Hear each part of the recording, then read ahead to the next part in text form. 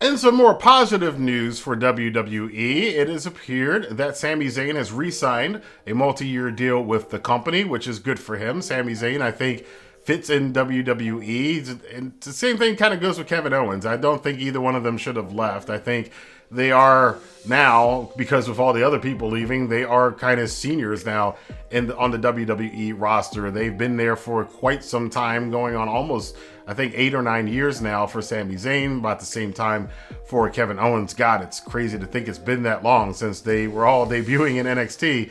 But they've been mainstays in WWE for a while. I think Sami Zayn is one of the bright spots. Some of the stuff that he does, and he's even talked about this on podcasts. He doesn't have some of the creative issues that some other people have had with WWE and with Vince, and he's been able to do some entertaining things in his wrestling career there.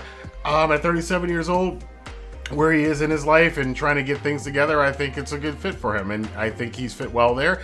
And hopefully him and Kevin and a lot of the other guys who have continued to stay on with WWE can, at least provide us with some entertaining matches. They're always good. We know what they can do in the ring, and they can be entertaining outside of the ring too. I'm sure they're not quite what Vince is looking for, given what's happened recently with Finn Balor and AJ Styles almost feeling like they're trying to push him down to NXT for some reason.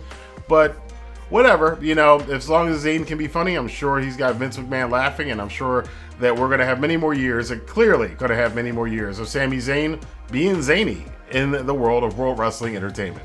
In other wrestling news today, of course, we have Ring of Honor that is thankfully coming back. We had the announcement that the Supercard of Honor will be taking place in Texas on April the 1st, and the main event has been announced. It will be the defending undisputed Ring of Honor champion Jonathan Gresham defending against Bandito. Of course, that match was supposed to take place at Final Battle, but obviously with the issues that Bandito had, he was not able to make the show, so Gresham took on Jay Lethal and won the championship on that night. So now that we're coming back and Ring of Honor to...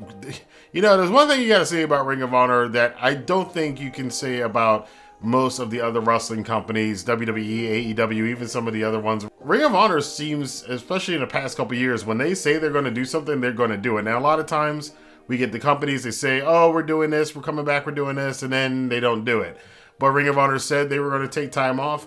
Ring of Honor said they were going to pay their wrestlers up until the end of the year. They did. They said that their wrestlers, there'd be no grudge. They can go wherever they want to. And they said they would return in April, and they've set it up. It's ready to go. And I'm kind of excited to see what Ring of Honor, the new Ring of Honor, is going to look like. I think that's going to be something that we're going to pay attention to over the next couple of months. I hope that a lot more people pay attention to this and watch the pay-per-view. I know I definitely will be buying this pay-per-view.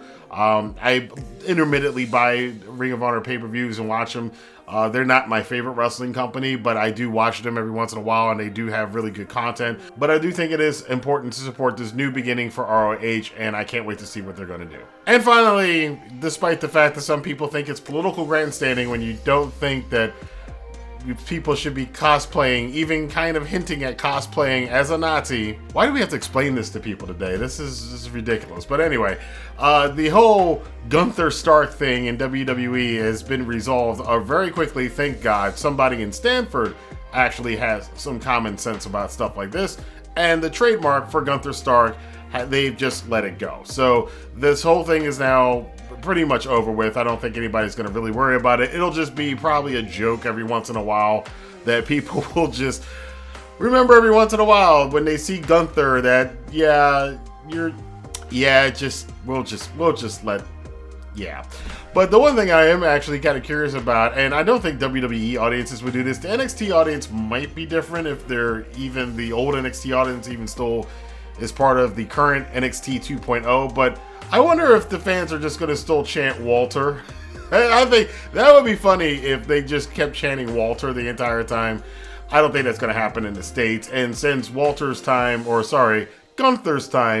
in NXT UK is over and he's now transitioned over to the US NXT version, I don't think that we're going to hear much. I think Walter, he was always one of those names that you heard about before you saw him in the wrestling world. And when you finally got to see him, you're like, wow, that guy's impressive. I think that whole legacy is probably done unless he winds up leaving WWE and going elsewhere. I don't see that really happening anytime soon. So Gunther it is. And yeah, hopefully no longer will we have to have anybody unintentionally cosplaying Nazis in WWE. Now, if somebody would only come to the realization that having a match called Elimination Chamber in Saudi Arabia might be in bad taste. I don't know, but I want to know what you guys think about these news stories. Let your voice be heard in the comment box below. Until next time, I will see you guys here for more news, rumors, and commentary right here on the Rant to Review Pro Wrestling. Have a good day.